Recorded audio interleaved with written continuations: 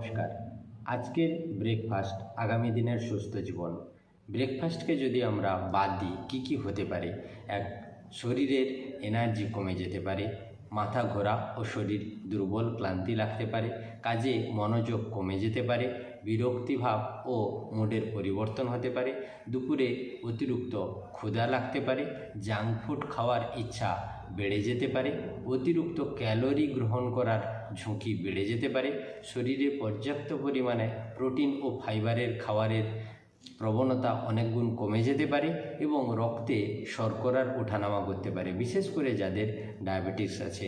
তাই আজকের একটা ভালো ব্রেকফাস্ট আগামী দিনের সুস্থ জীবনের একটা গুরুত্বপূর্ণ অভ্যাস। আরও বিস্তারিত জানতে আসুন ফিট ইন্ডিয়া ওয়েলনেস সেন্টার বালিঘাইতে।